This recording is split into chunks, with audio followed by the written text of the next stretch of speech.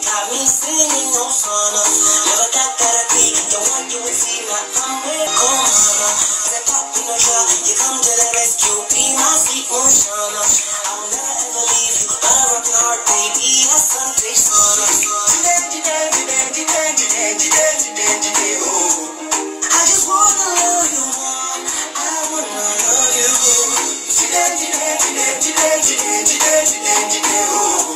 I just wanna love you, baby. I just wanna love you. Oh, oh, oh, oh, oh. I just wanna love you. I just wanna love you. Oh, oh, oh, oh, oh. I just wanna love you. I just wanna love you. Love you, love you, love you. Hi guys. Hi guys.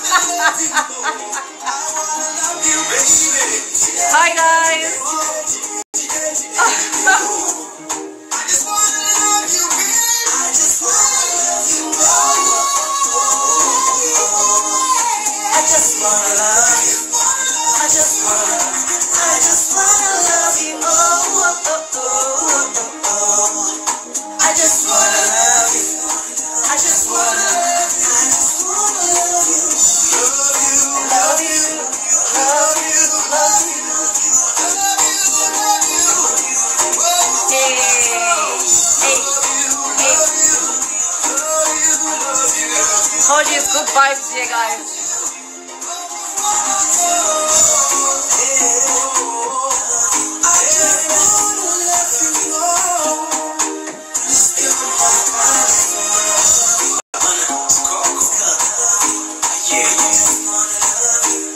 Hi, guys.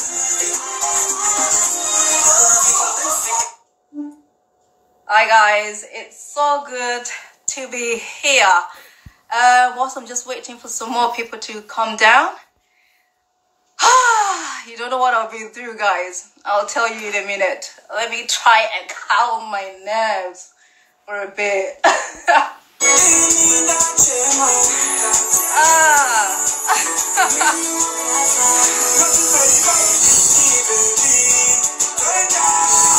Oh, wow.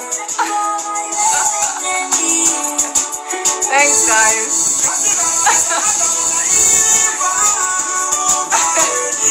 Am I upside down? Let me fix my camera.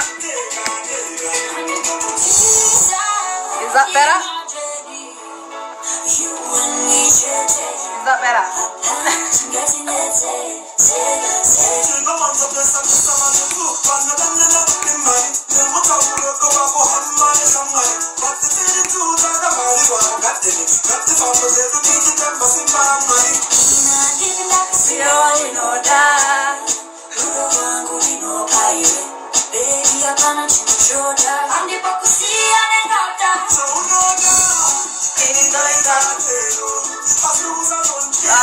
Guys, oh my god.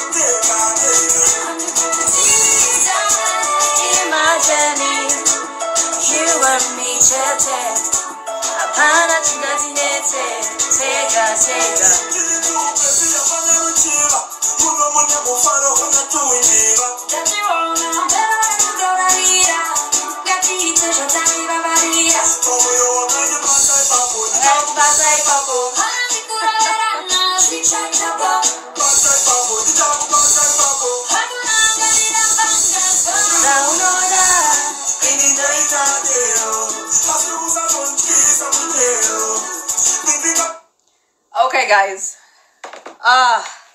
Finally, I'm live. Breathe in, breathe out.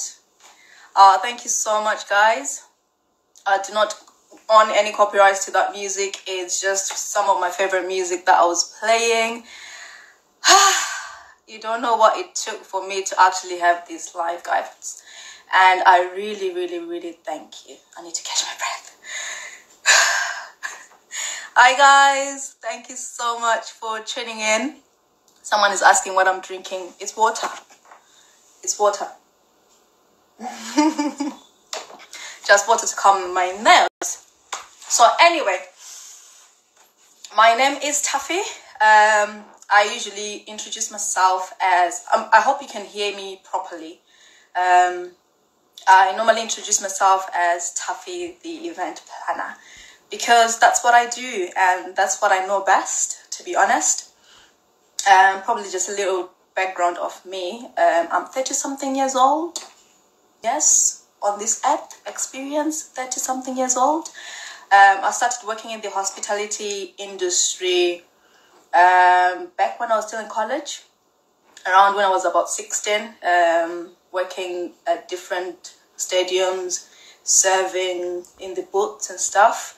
And then I moved up to hotels, worked in the hotels, started off as a waitress. I think that's when my interest in serving people, hosting people, or interest in events started, when I moved up into the hotel industry. Then from then onwards, I started working in every department. You know, when you work in a hotel, sometimes they get short-staffed. They ask you, can you do this? Can you do that? Can you cover that? So that's how I then ended up in the events industry. And I did, probably some of you will be asking, are you even qualified to be an event planner? Yes, I am. I did my event management degree at the Wolverhampton University, which is where I graduated. And then I went on and applied for a position in the events office at the hotel that I was working at that time when I graduated. And that's when my planning really started. But I was more interested in decor, which is what I started off. Okay, before decor, I opened a catering company with my cousin Tracy. If you're here, hi Tracy. That's how my business journey started. I don't know if I can say I had the business in me. Probably because my sekuru back in Zim, he had a butcher and a bottle store. So most of my family, they say I got that from my sekuru. So thank you very much, sekuru, and may your soul continue to rest in peace. So probably I got the business side of things from him. So we opened a catering company which was called Tough Trays Caterers, which is where I was cooking with my cousin, different functions and stuff. And then I decided to start my own decor. This is after I got married, which is another story for another day. Then I ventured into decor. I really enjoyed it. I stumbled on that skill of decor. Don't know if I can call it that. I didn't know that I was actually good at it, but that's how I stumbled on it. I don't think I was good at it before, because if you see the decor that I had on my wedding day, compared to what the decor is now, you'll be thinking, okay. And then I started working in the events office, planning the events, which is where I realized my passion was actually in planning. I actually enjoyed the pressure. I enjoyed everything that came with it, meeting new people. You know, you're getting into boardrooms with big people, big CEOs, and you're there looking sharp and, you know, trying to voice yourself in and making sure they know what you're doing. They understand that you know their event inside out. So I gained a lot of experience from Hilton, which is where I last worked. Because with Hilton, they're more customer focused, and that's where I learned to really look after customers, to understand them, to know them. So if you even get feedback from some of my clients that I've worked with, they will tell you that I really, really make an effort to actually get to know them. So that's probably a snippet of what I can tell you. I'll probably share my journey some other time because a lot has happened. I'll also be happy to share some of my events that I've had. And on these survey charts that I have introduced, I will be speaking to some of my brides that I've worked with in the past, and they can tell you what it's been like, and they can share their journey, where they are now, what they can give out some tips as well of wedding planning. So yeah, but today has been, well, this week, mostly today, it's been manic, it's been stressful, and honestly, if it wasn't for the team that I have around me, shout out to Lorraine. Thank you so much. She's the one who dressed me up this morning, this afternoon. I was there in the morning. I called her. I'm like, Lorraine, what can I wear? What should I wear? I don't know what to wear.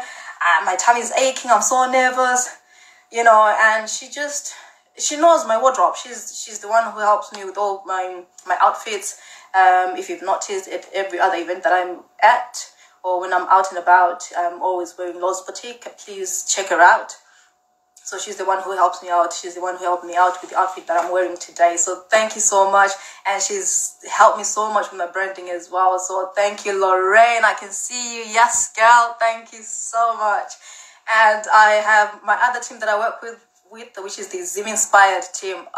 Guys, honestly, if you look at the setup right now,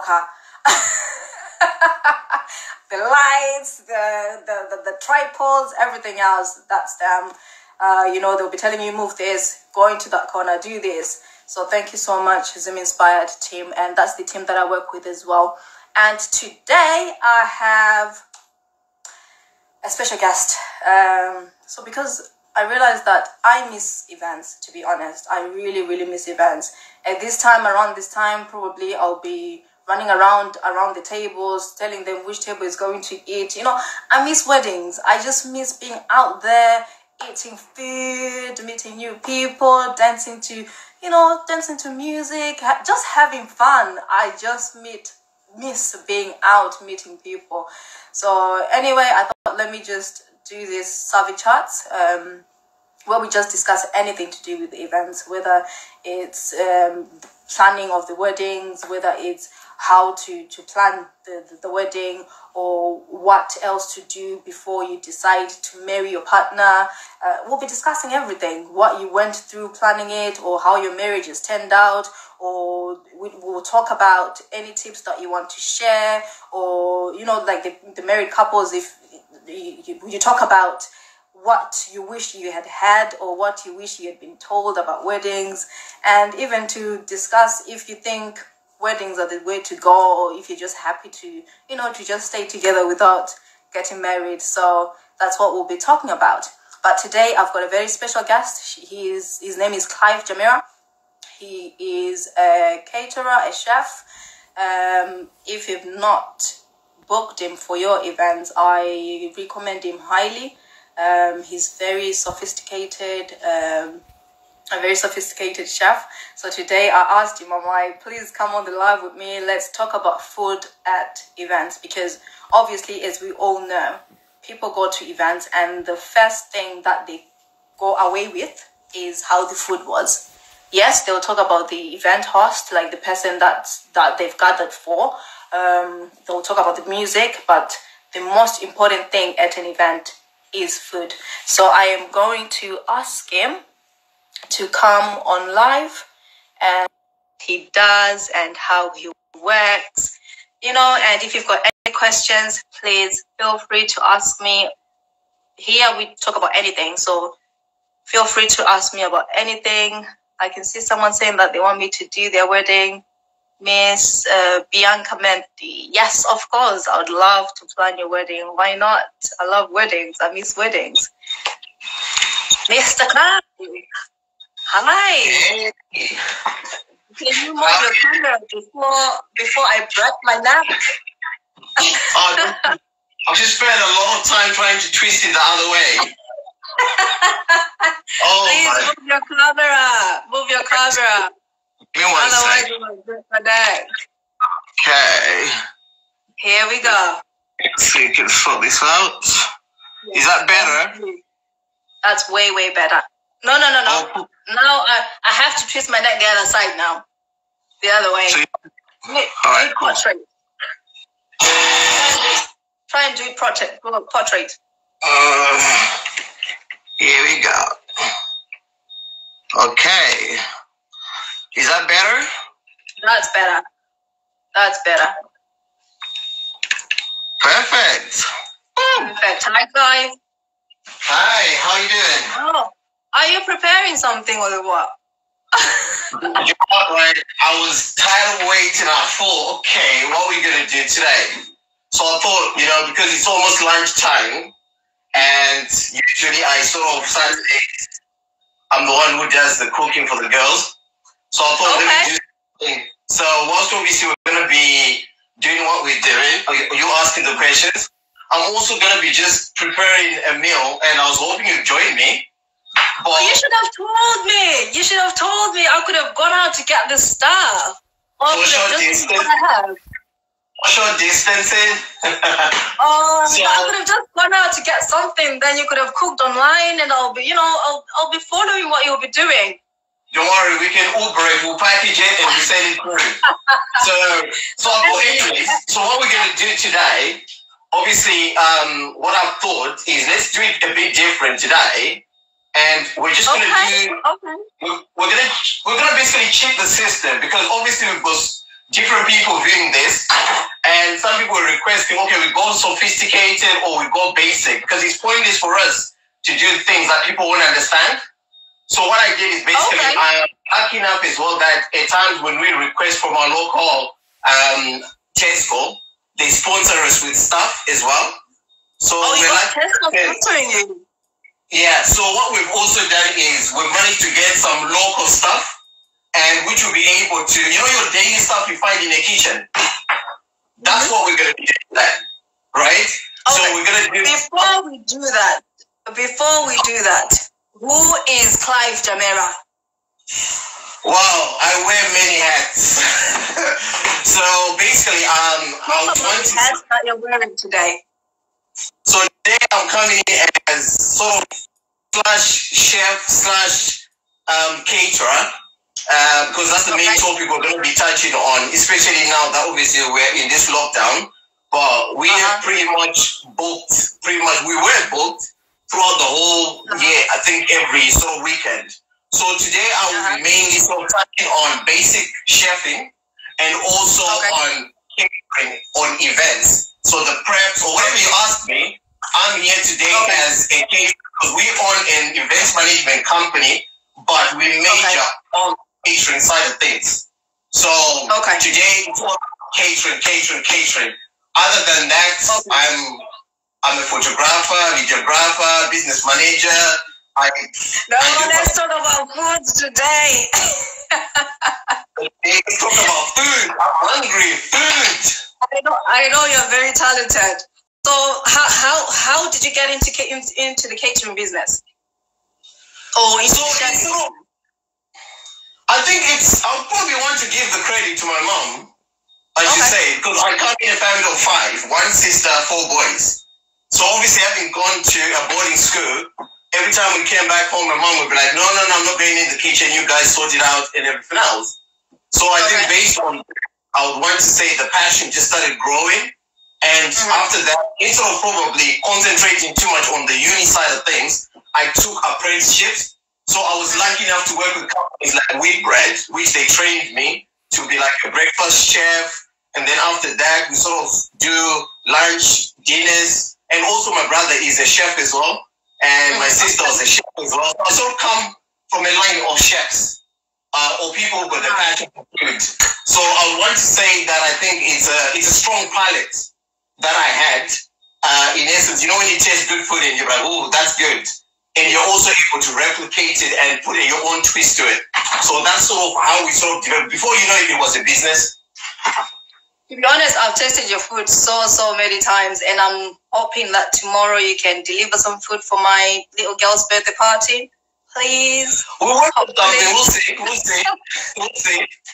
So anyway, let's talk about, let's say I'm a bride, yeah, and I have requested you, or I've inquired of your services. What sort of procedures do you, or what sort of questions do you ask, or what questions can brides ask their caterers before they can actually say, this is my caterer, I want this person to be my caterer? So I think the first thing is obviously identification of the caterer. How do you identify a good caterer? And I think for me, I look at it from a perspective of recommendation. So anyone can market themselves. Anyone can put on a good website. But I think it's all down to, can you leave the talk, right? So recommendations are very good, right? Yes, we're as caterers, at times maybe something might happen, not because it's your fault, but because of other logistics or things behind the scenes. So I always find that it's also then the next thing is to actually set up a face-to-face interface, because a lot of people, what they tend to do is they'll text and then they'll be like, how much is it for 400 people, right? I can reply and just go, what do you mean, how much? I need to know your menu, I need to work. So what we do is, first of all, we create a relationship, right?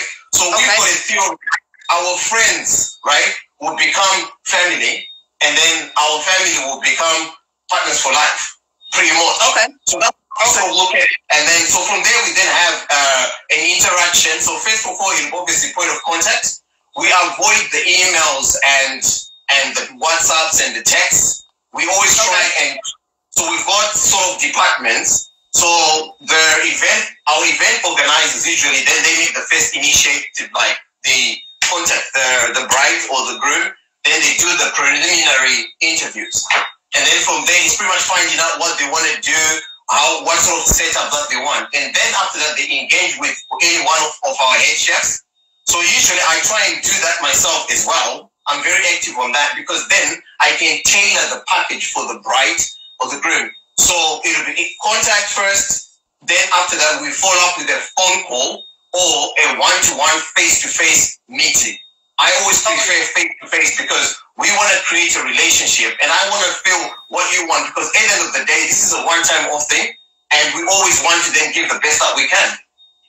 Perfect. So let's say in the instance that stays Taffy, the planner, in the middle, who do you mostly speak to? Because I've had some point where I have had to go into a meeting with the bride and groom, and then probably the caterer is there, and all of a sudden the caterer is like, I don't want to speak to anybody else except the bride and the groom.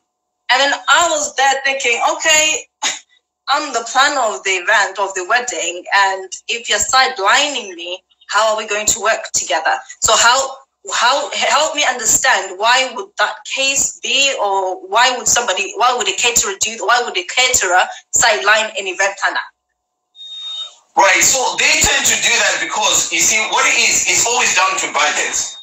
And it's always down to things like, basically, it's like they're not, most people, the way I look at it, if you haven't engaged into a wedding planner, it means that they're not sure exactly how the wedding is going to turn out. So what they do is basically they're trying to gather information from this, information from that. But I personally always recommend, the moment you put in an event planner, she is the manager or he is the manager. Then from there, I will listen to her because she's my first line of response. I report to her. Now, instead of us saying, yes. So as a caterer, we report to the event planners. Right? Okay. But our first meeting, our first initial meeting, we try and have the three parties involved, the event planner and the guys having the event.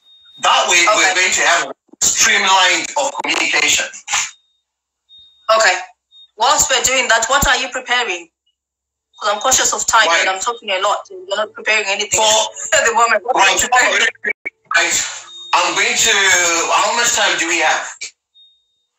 Well, I think we've got 20 minutes left. 20 minutes left. Time? Right. So for 20 minutes, I'm going to try to do you a 3-course. Wow. In 20 minutes. Okay. Okay. Like, let's I need to get married again. You can do 3 courses in 20 minutes. 20 minutes. So once obviously we're talking, I'm going to be working. I can hear you as long as you can hear me. So I'm going to be a bit busy. For those who want to see what it is, I'll go through it later on my Instagram and on your Instagram what we've done. So I think today what I'll do is I'll do a starter, and then let me do Nando's chicken, right? I'll do chicken, right? And then I'll also do Nando's. The other day I was actually missing Nando's so much. So if you can tell me how I can actually do it to really test like Nando's, that would be amazing.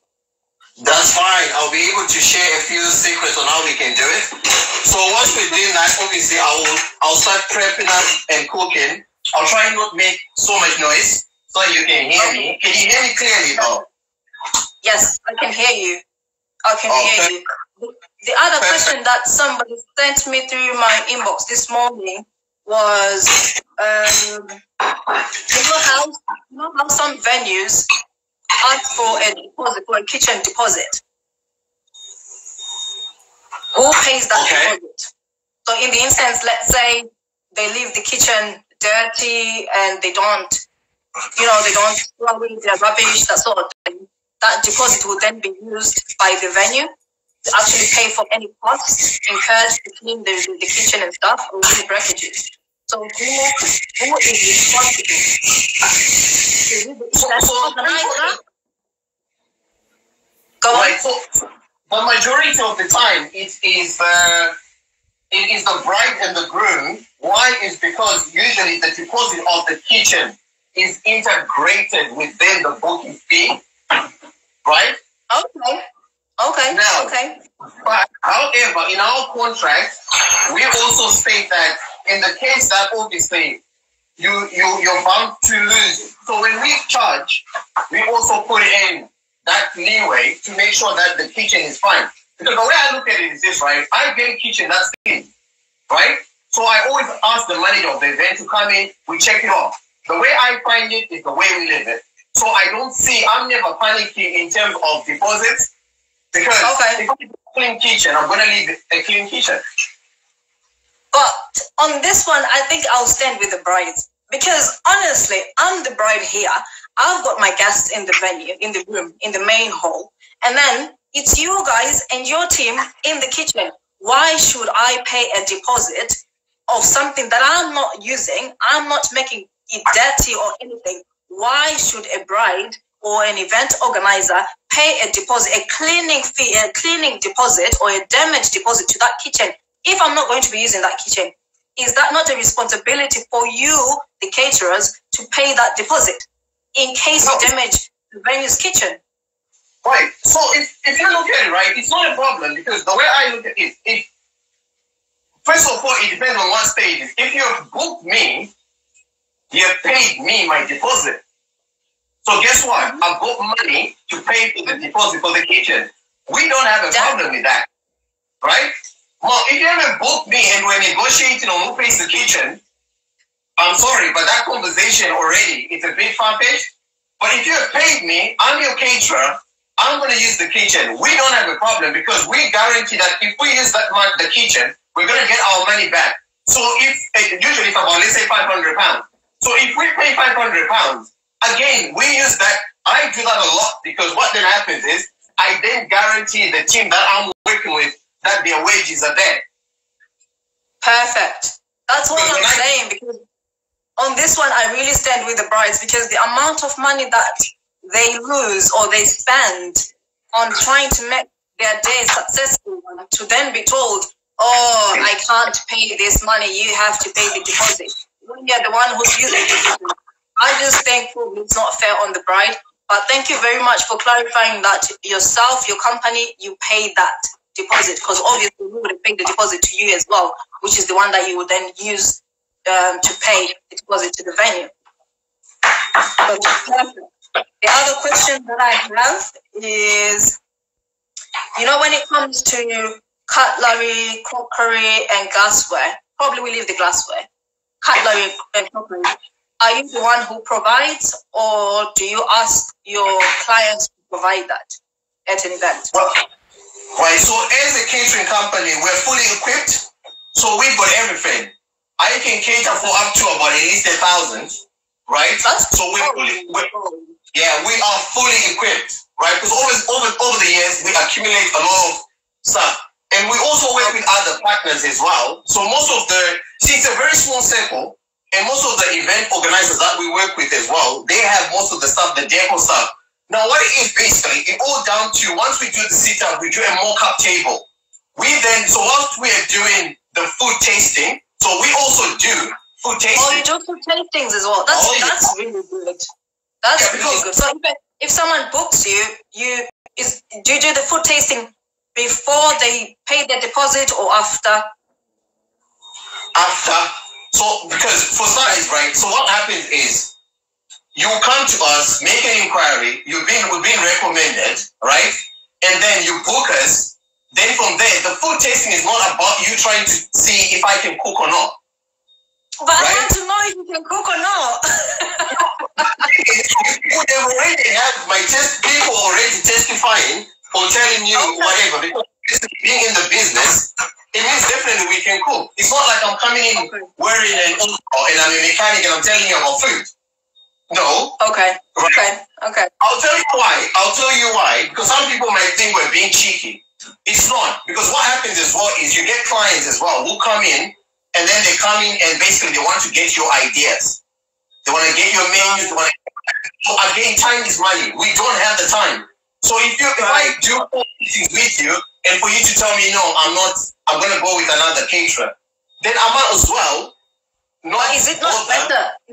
Is it not better than to charge for that food tasting session if they haven't paid a deposit? Because I'm trying to think as an event organizer here. I call several caterers or chefs for my event. Let's say I'm planning an event, and then I can't make a decision until probably I've tasted their food. And then if all of them are telling me you have to pay the deposit first, you have to book me first before we can do a menu tasting, I'll be thinking, how many deposits do I need to pay before I can taste the food? What if I don't like it after I taste the food?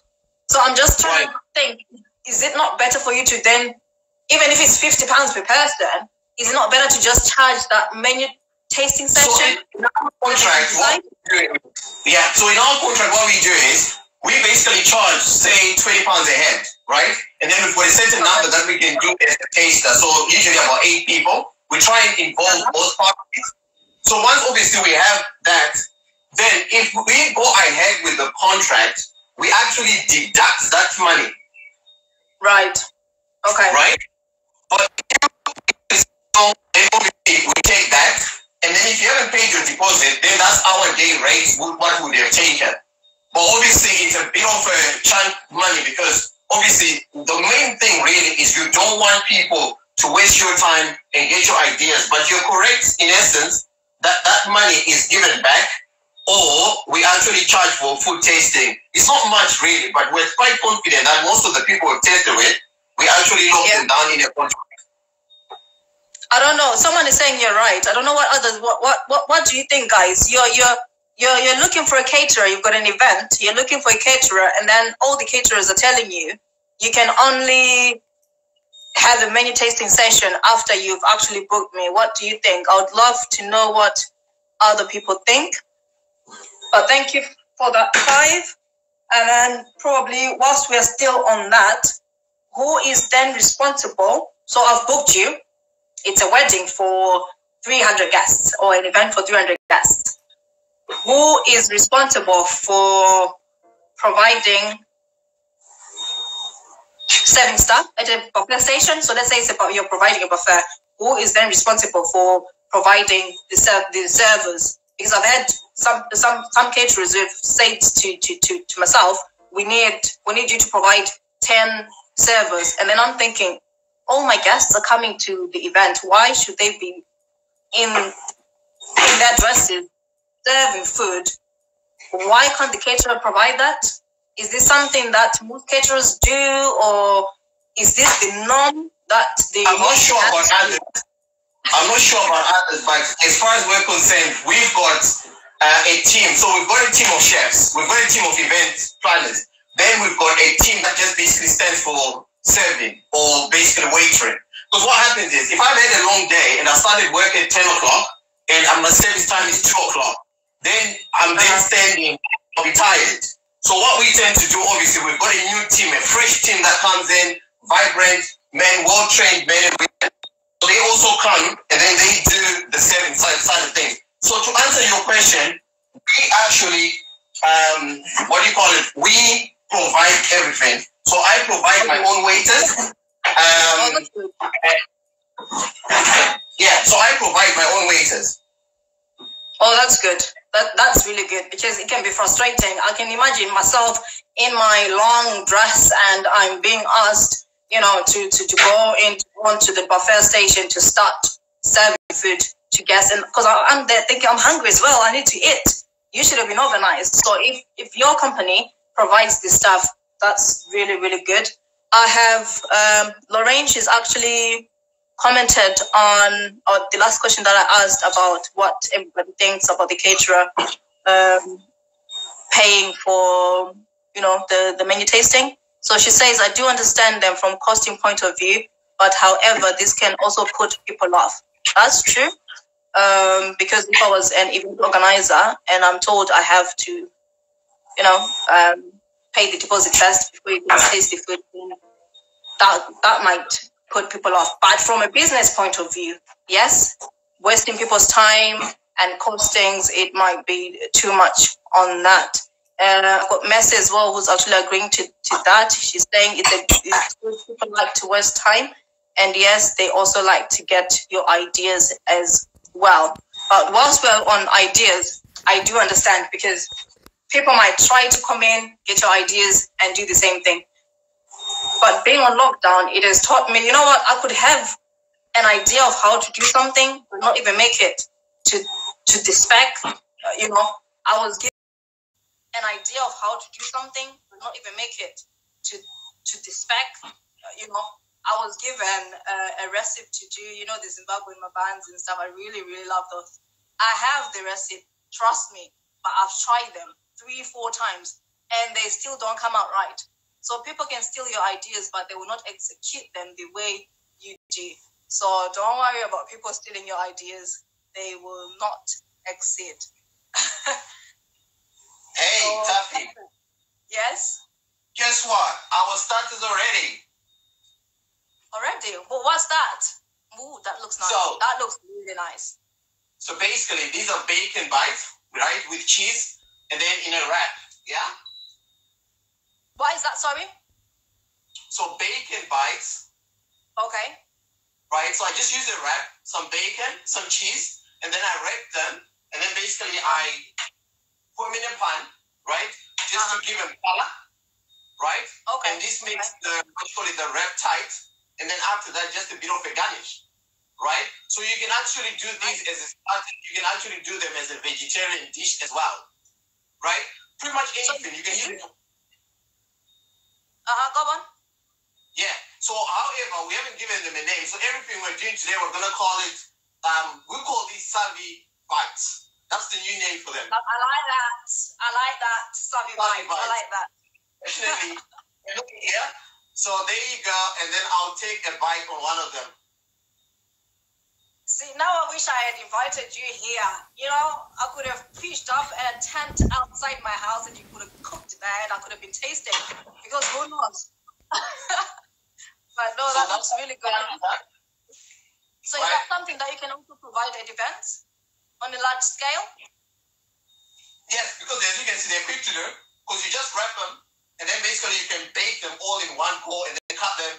So we can do variety. We can do samosa, spring rolls. That's the normal chicken bites, all that. But these are also very good, especially. So what I'm cooking today is either for events or when you're doing private dining, when you're entertaining people, when you're cooking for your family, for your whatever, because it takes less than 2 minutes to do, right? Cheese, boom. And then you got the bacon, right? Just normal bacon. Cut it in small pieces. Then you use your wrap, your normal wrap. Okay. Right? And then you just put them in there, roll it down, and then a hot pan, and then basically you just turn it around just to caramelize it and to brown it. That's it. I'll try that tomorrow. Then you can tell me the verdict.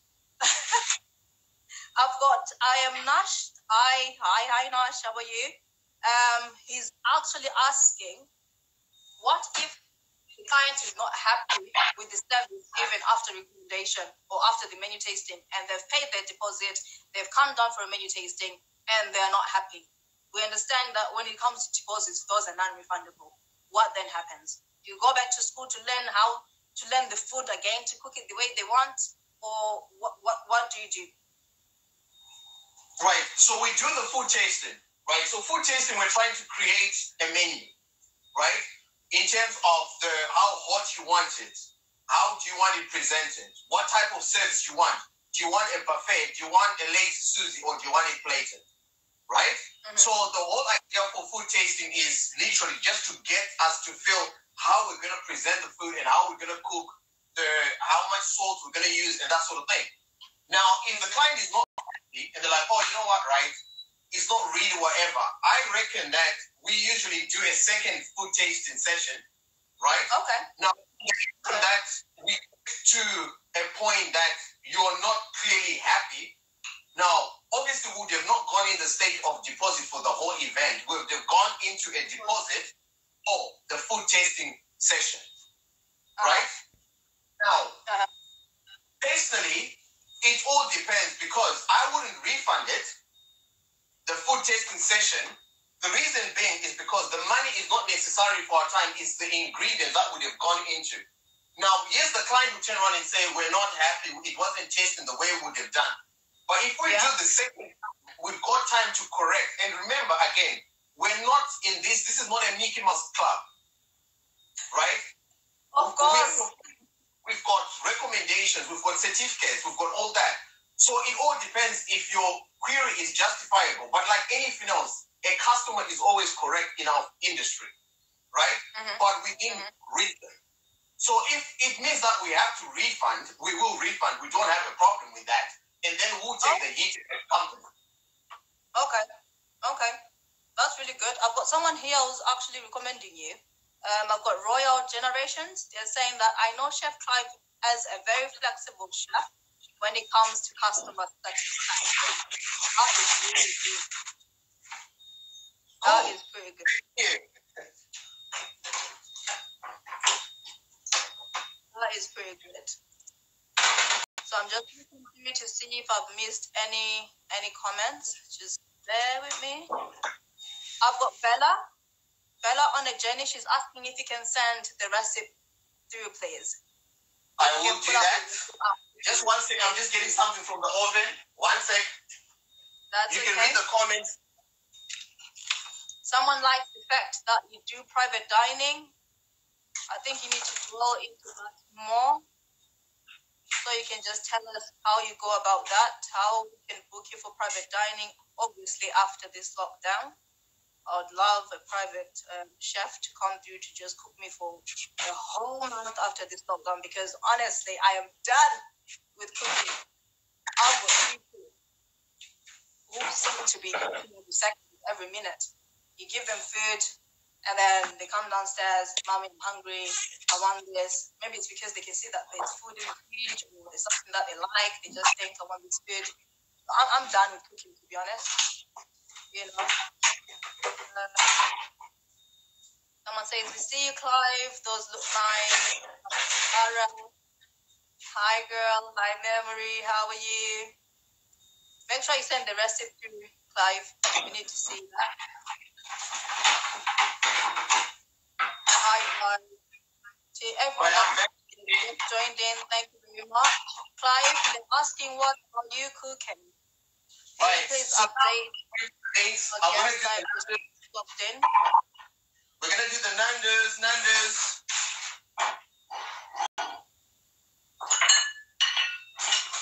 Right. So on the Nando's, we're gonna do lemon and herb chicken, right?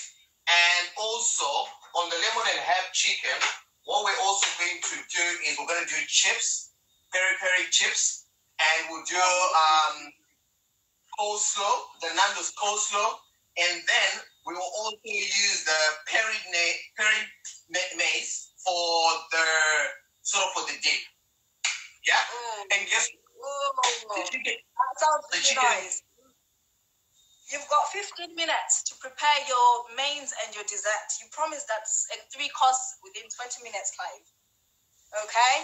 I've got someone who's asking. I'm not worried about time. Oh, okay. I've got Ben. Hi, Ben. How are you? He's asking, do you have a food delivery service? So food delivery service not yet, because we mainly concentrate on private dining as well as events. So we do a lot of festivals like Zimfest, we do Leeds Carnival, we do Liverpool Carnival, and we also do a few other sort of like the Big Chicks Day Out, and we service a lot of churches as well. In terms of delivery service, because we didn't want to go into the route of going into a restaurant, so we prefer to tailor make as we go, because we're quite busy. The thing is, we will get there, but for now, we've got our niche market, and we seem to be quite comfortable with it. Okay. So concentrate on one thing first before you move on to the next. I see you. Okay. And then any chance Chef Clive could start cooking classes for us? Chef, come on now. Right. Right. So right now, I've got my chicken, which is ready. Right? Okay. Right. As you can see. Right? Now, the trick when you're doing a chicken, as you can see outside, I've got a barbecue. Right? You need to invest in this. What's that? Right? Are they This, what's that? It's metal sticks. Oh, okay. Right? Sure. So what you do is basically you insert them across the chicken in a zigzag, right? Like that. I'll show you. All right, okay. Is that a full chicken on that? That's a full chicken. Okay. So the reason why you do that is because you don't want your chicken to waft.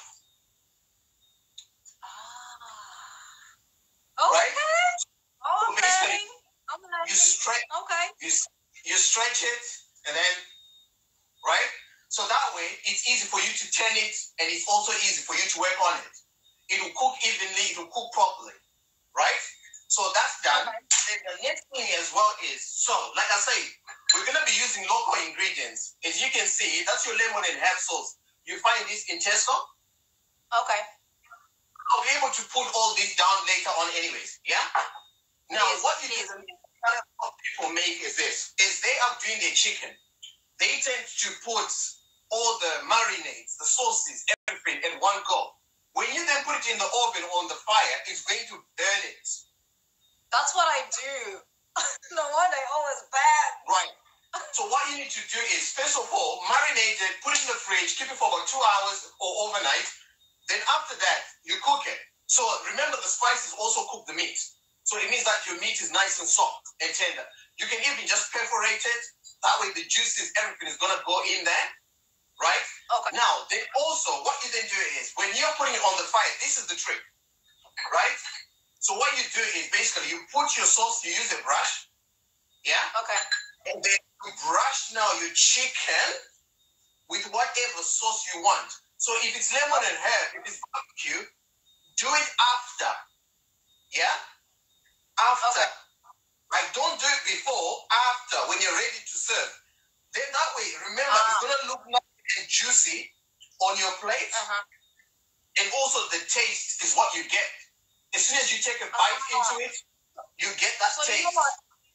I always do it before because I always think I need the juices to actually go into the meat. So probably that's why I get it wrong. No, you don't want to do that. Okay.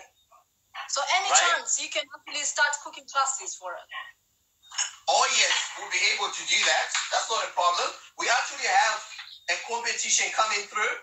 So just watch out on the Instagram handles, the Zim Inspired handle, your handle, my handle, and a few other handles. So we're going to be starting a Zim Cook Show soon with competition. Everything is already locked down. We're just waiting on the date. As soon as we're free to start going out, we'll be able to give people the locations on where we're going to be doing it. So we'll be doing it for charity. We'll be doing it for different reasons, really. But again, it's something that's already on the lockdown. That sounds really good. So any family can enter this, or do I have to be a caterer to do this? No. This is for basically beginners. It's for beginners. Okay. So So we just want to encourage people to start basically learning how to cook in the house, in the home, right? As opposed to just waiting and thinking. Because if you notice, right, there's trends in terms of food at the moment. TikTok, food, a lot of food. People are making, those African.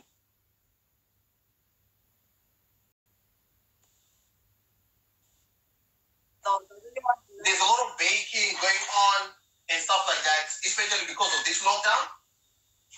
Yeah. And while you're on the issue, I have Sissy who's asking. Hi, Sissy. She's asking, what delicacy of food do you specialize in? Right, we specialize in everything. So we've got a team of about 4 chefs, right? Everything, so chef. Hi, chef. Everything. Yes. Everything. Okay. Right. Okay. So what we also do, we're always keen on learning. So for instance, if you're from Ghana, Nigeria, and we didn't know how to do your dish, we'll actually spend time with you or whoever you think knows how to do the dish, and we'll spend a lot of time with them and actually learn how to do the dish. Oh, I really like that. I really like that. So that has probably answered my other question that I had, which was which other, like, what do you focus, what events do you mainly focus on? And you've just mentioned now that if, let's say, someone is from another country and they've got a delicacy menu that they want to be cooked for, you actually take time to actually learn that menu for them, to actually provide them on their event. So, which is, I really like that. That's really good. That's really good. So you're not limiting yourself at all. That's good. I also have Ruby Zai from the Ruby Zai show. Hi, sis. How are you? She's also saying that Chef Clive's... I'm losing my words. Chef Clive is really good. I recommend him. He feeds us when we are shooting Ruby Zai shows. Of course, we're always fed. I like that. Thank you very much. Tuffy, guess what? We're ready. Chef. So the 20 minutes was a lie. I didn't see you putting that meat, that chicken on the, on the barbecue stand.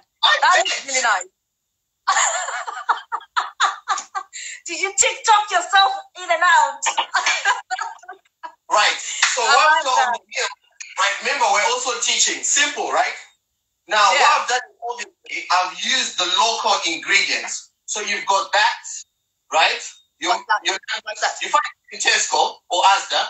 Then you've got obviously your spice for your fries, for your chips. Okay. Yeah. So obviously we just do that. And then for the coleslaw, the trick behind the coleslaw is when you make your coleslaw, right? Is that. What's that? Because I made coleslaw yesterday. It doesn't taste really nice. That's parsley. Okay. You want a bit of parsley, so it gives it that Nando's look and that Nando's taste. Okay. So also, another thing that I wanted to show people as well is this. So when you're garnishing, yeah? So for instance, if you do your lemon, yeah?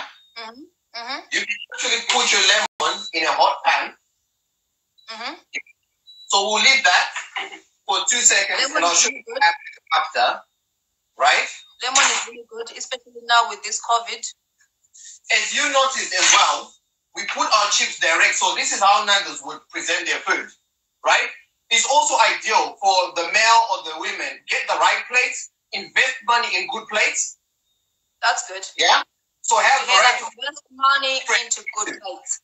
Yeah, if you're having like an African dish, you want to give that coffee brown kind of look, right? Okay. So the food will actually be presentable, right? So we've got that. Now, another thing as well is what I have, the little baskets. You find this like in Tess, in Wilkos, little baskets like that. Invest in them. They're like £1, £2, £1. So when you do your chips, you put them in there, yeah? And then obviously your sauce, where is it? There you go. And then you just sprinkle a bit of that, on top. Mm-hmm. Yeah. And there you go. Nice. So, chef, is this how you serve your food every day at home? Yes. You want to be living here. Nice. So is this also something that you can provide at an event as well, and you serve it exactly like that? Yeah, yes, we can, but we tend to do it mainly for the high tables, for the VIPs, just to give them that little extra. Yeah. So anyways, like I was saying, with my lemon, so I don't know if you can see it, it's browned up. You can use an orange, you can use whatever. So by you basically heating it up, it gives it a bit of color, like a brown color. Okay. Yeah.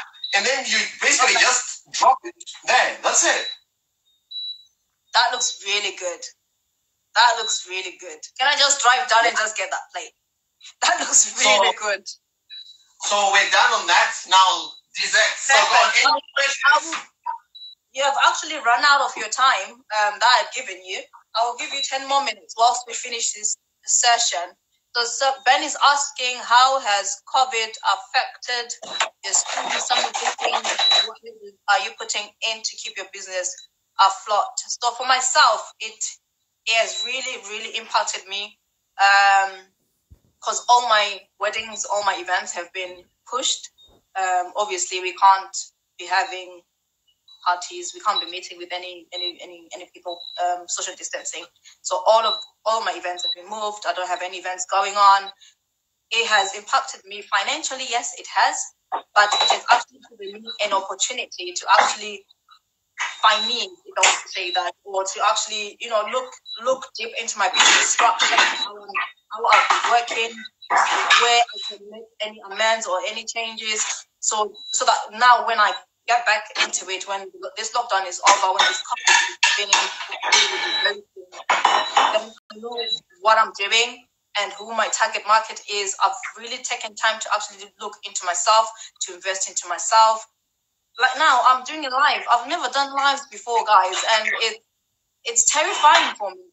But it's something that actually helps me to actually get out there, because I'm passionate about what I do, and I believe that I can actually help other people out there. And whether it's through helping them out to actually start their own businesses or helping them with their events, which is mostly what I do, I'm happy to do that. But some people don't actually know me. If this platform takes me somewhere, brilliant. Who knows? So I can't take it as a setback. I just take it as another stepping stone to the future event, Taffy event planner, if you know what I mean. I don't know, Clive, how has this affected your business as well? Because I know obviously with no events, you've got no one to cook for. No, definitely it has. It's had its impact on us, but for us again, we were quite lucky in essence because, like I said, we do basically big events, so weddings. So most weddings have not necessarily been cancelled; they've been pushed forward. Yeah. So it just means that, unfortunately, maybe if everything goes into 2021, it means that basically our calendar is going to be rammed. But the good thing is, remember I said in the beginning, I've got capacity to do about 1,000. So which means that I avoid doing it, but in the worst case scenario, we could run simultaneous events. So where we've got two head chefs taking one event, two head chefs taking one event, right? Okay. But however, people try and engage with us, with myself or probably our head people. So it's also avoidable that we don't usually tend to double book. But in the case that we have to, we've got the capacity to do it. So we tend not to usually turn away any dates, right? Where we say, oh, yeah, because we already booked, we've got the capacity for the chefs to basically to do multi-events. I really like that. So you actually have a big team. What if I want Chef Clive to cook for me and you've got, a lot other events to do? Right. We will prioritize, and then we can work on to see which one I take, and then we'll always work something out. Sorry, Clive, my live is about to go off. You know, I'm new to this Instagram live. It's telling me that I've got 5 seconds remaining, but I will come back on. And there is your dessert.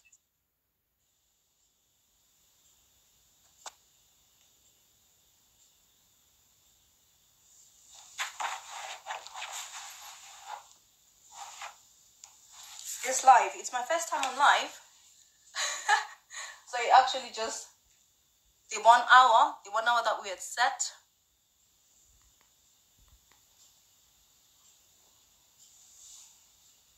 Let me get Chef Clive back on.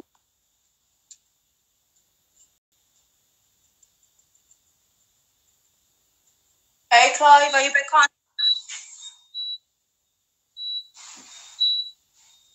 Yes, we're back on now. You know this Instagram live? So apparently it gives you an hour. Yeah, we're back on. We're back on. We're back on. We're back on. Thanks for tuning back in, guys. As you can tell, it's my first time. You were showing us the dessert. Can you see me? I can see you. I can only see your forehead. Oh, now I know I get it. All right, my thing is did you get to see the dessert? No, it then cut off. Oh, no. We get an hour on Instagram and that's it. You know? But I'm impressed you'd actually done everything within the hour. Within the 20 minutes that I've given you. Oh, no. Right. I'm going to give you a close-up. Thank you. Just give us a close-up and then we'll just conclude the session. What is that? That looks lovely. So that's a cheesecake with a strawberry and a mint steak and some strawberry sorbet. Nice. Nice. Please make sure you give us the recipe. Post it on your Instagram, on my Instagram. Please make sure you post the recipe so that we can actually, you know, all learn. So what's new? What's new with Food and Guest? So we're going to be having, like you say, the cook shows, right? Okay. We're going to be doing Hi, Lisa, I see you. We're going to be doing a lot. So we're going to be doing the cook shows. We've got new products coming out. So we've got certain, I don't want to give it out yet, but we've got certain sauces we're developing at the moment. They're in the labs being tested. Then we've got spices as well. Yes. I look at it from a perspective that you do not want to cook with too many things. It confuses you. So what we're trying to do is we just do one sauce which you can use or marinade, which you can use for all your dishes, for your chicken, for your whatever. Can I hold you there? There's a beeping sound behind in the background. What's that? Right, there you go. Okay. Right, perfect. There you go. Okay, you were talking about the sauces that you're making? So we've got the sauces coming out. We've got new products coming out, which I don't want to give out yet because it's going to be a massive surprise. Something that's an integration of Afrocentric, mainly from Southern Africa, right? So we've sort of been working on this tirelessly. And then obviously we've got the cooking classes. And we're also going to be touring, going around, just basically interacting with people. Our passion is basically to bring our expertise into the household. That's nice. Right? So we're not selfish with ingredients. We actually have things like menu cards. Nice. Okay. Coming out as well, which people will be able to use. So just basic instructions, because I think once you've got the food on lockdown, then it just basically starts to a happier life. I mean, this whole COVID thing has taught us a lot. That life is too short. You know, let's not dwell on too much that there's competition, or as a chef, I'm going to hide what I use. No, we're here to tell you what we use, because there's a difference between me chefing for 5 people and me doing just basically interacting with people. Our passion is basically to bring our expertise into the household. That's nice. Right? That's so nice. we're not selfish with ingredients. We actually have things like menu cards. Nice. Okay. Coming up as well, which people will be able to use. So just basic instructions, because I think once you've got the food on lockdown, then it just basically it starts to a happier life. I mean, this whole COVID thing has taught us a lot. That life is too short. You know, let's not dwell on too much that there's competition, or as a chef, I'm going to hide what I use. No, we're here to tell you what we use, because there's a difference between me chefing for 5 people and me doing for 400 people. Yeah. You wear different hats. You need the right equipment, and you need to know the technical ability to cook for 400 people within a specific time. So we're well equipped as well that we can go in the jungle, in the bush. I will be able to cook for you in the bush without. So if I hold up. So if I'm to have an event, a festival, at a food somewhere, you can actually just come through and just set up your own kitchen there. I don't have to worry about anything. I can do that. And also we are certified as well to actually take out our stuff. We've got our insurance, liability insurances, our paperwork. I'll show you something. You see this? What's that? Is that a book? Oh, okay. Our diligence, checklists, paperwork, certificates, everything is in here, right? So we're good to go. We don't worry. So we don't worry. Okay. So let's say I'm not going to take long any more of your time, guys. Just to finish this up, I'm just trying to think from an organizer's point of view. These are some of the questions that that some organizers go through, or brands, or event organizers when they look at the or the people will be asking those questions. So let's say I book a venue. Yeah. What should I look out for? Let's say in the kitchen. But obviously for you, now I know it doesn't matter whether that venue is a kitchen or not, you can still deliver a 3-course meal, yeah? Yes. So what it is basically, the first and foremost thing to do is to look at what type of service we want, and then we also look at the allocated time, because that's very important, because it's pointless for me to try and cook something within 3 hours and we don't have the kitchen. So if the kitchen is just empty, we can obviously bump it up, right? It's not a problem at all, right? Where we can then either get more ovens, more stuff in it, right? But the most important thing is obviously the kitchen itself is the size, and then that would determine what type of service we're going for, right? That's the most important thing. The type of service we will be going for, the kitchen would determine that. So it's pointless for me to have a small kitchen like here, and then you're telling me you want plated. It will be very difficult for us to pull it off. But some venues are so beautiful, and when it comes to my pocket, probably this is the only venue that I can afford. And then, but they've got a smaller kitchen. What do I do?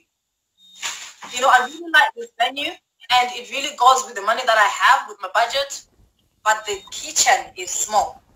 Do you then change the menu to fit with the kitchen, or what would you do? No, we can still bump it up. Like at the moment right now, we're actually having sort of mobile stuff. Like mobile catering, like vans. We've got vans. We've got about refrigerated vans. So which you've got your chiller, your frozen. So we can actually bring in whatever it is. But imagine that it's at the back. There's ways around it. Or we can book another kitchen near your venue. And then what we then do is, once we cook, we can then... If you were to book another kitchen. No, think of it this way, right? It will be your cost-ish, because the cost of the... because the cost of the kitchen is always yours. So if we're using another kitchen, we then deduct the cost of the kitchen from the main venue. So all you're doing is, it's still within the bracket, but you're just moving a different kitchen. We won't then use the kitchen of the venue. Okay, so basically, I am better off finding a venue that I can compromise with you in terms of the kitchen. That looks nice. So that's waffle, ice cream, and fruit. So I just cooked waffle, and then that's our second dessert. So I'm all yours now. I like cooking. That's fine. So anyway, so it's better off for me to actually book a venue that I can compromise on, and I can compromise with you in terms of the kitchen, than for me to book a venue that I really, really like or that goes with my budget. But if the kitchen is small, that means I have to, pay an extra cost to you to find another kitchen, which... Right. We always put the bride on as priority. So you would book your venue you want. Get us to come out to the site. So we don't mind driving. It doesn't matter. In Scotland, in Wales, it doesn't matter. In South Africa, we will come. It does not matter. We will come, and then we can assess the venue together and say, okay, the venue is beautiful, right? Because remember, we also have a background of events planning, right? Okay. So we're here to walk with you throughout the whole journey. So once we obviously identify that, then what we then do is we can then work around and say, you know what? Let's not use their kitchen. We will build our own kitchen. At my cost. Yeah, because it's a kitchen you need. A kitchen, sorry, right? I'm on your side today. The deposit will take the hits, but the venue, the booking of the venue, the booking of the kitchen, that's a cost for the person who's having the event. But which is fine, which I totally understand. Yes, probably I may worry about the cost being my extra cost, blah blah blah blah. But to be honest, it makes sense at the end of the day. If I want my guests to be happy, because I believe what makes an event is music and food. If those two go wrong, then there's no event, because many people go away talking about the food.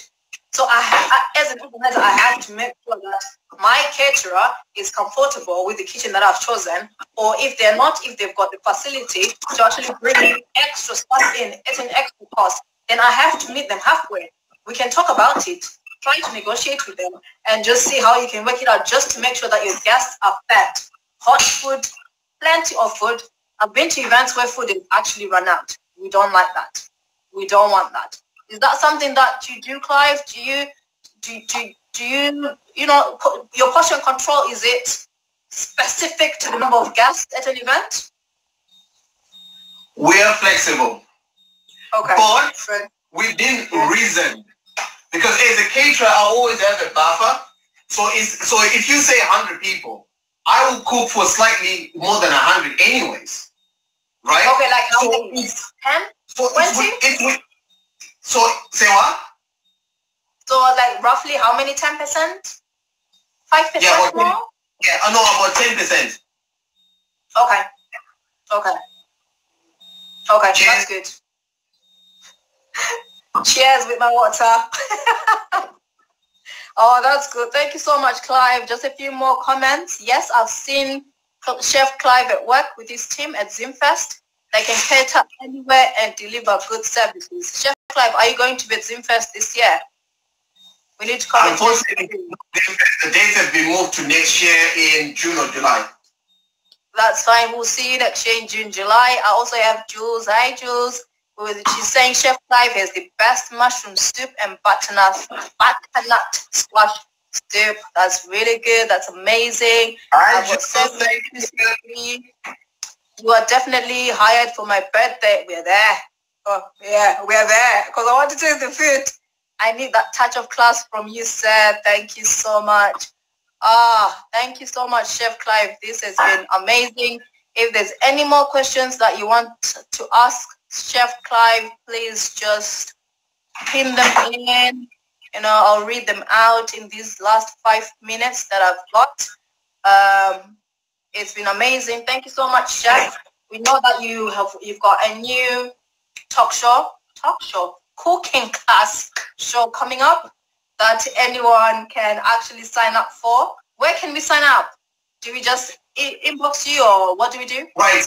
So people, what they need to do is basically they need to follow the Zim Inspired page. Zim Inspired page, definitely. Yes. So Zim Inspired page is going to be powering most of our events. And then also they can follow the food and guests page, right? Okay. So every we're not updating it because of the new stuff we're bringing out. So I can safely say as for next week, we're going to be updating that. So look out for that. There'll be small snippets on breakfast, desserts, dinners, and like I said, right, this is a disclaimer. I'm not here to try and compete with other chefs or anything like that. We've got our own style, right? But we're here to impact what we have learned. And if someone thinks they've got some better way of doing it, we're open arms to learn. We're always keen to learning new things, right? So we're here to work within our community because my passion is literally to make sure that we have food at a high standard being served in the houses. Trust me, it'll be half of the problems will be solved in the houses. You will save yourself money going out. Relationships will be restored. Men can be romantic. I've got a cooking class for men. That's another show for another day. On Savvy Chats, we can talk about how men can be romantic in times like this. So probably Chef Clive, you might need to come back and teach some of these men how to be romantic and cook and do breakfast in bed, you know, just to spice things up.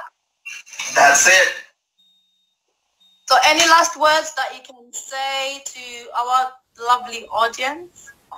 No, I think this has been brilliant, and I think we need to have more of this. So thank you for inviting us to come on your talk, on your Savvy Talks. We really enjoyed it. So this is our Savvy dishes. So I'll be able to send you pictures, then you can put them up. So we've got our Savvy desserts, Savvy main thing, Savvy, all Savvy. It's all about Savvy. So thank you. And I think next time what we'll also do is we'll give people ample time. Then they can also actually do cook-alongs where they have got the ingredients. They've got the same ingredients, and then we can cook along, or we can work on budgets to say we're going to make a meal within under 10 pounds. And then we sort of work around what we can make within 10 pounds. And again, if anyone ever wants to ask any questions, just DM me. I'll be able to answer any question or give any tips or where to find equipment, where to find these pans that don't stick, where to find the plates that look brown or fancy, whatever. It's really basic. So knowledge shared is knowledge gained. So thank you very much for this time. It's been absolutely amazing. Thank you so much for accepting to be my first guest. It's been amazing.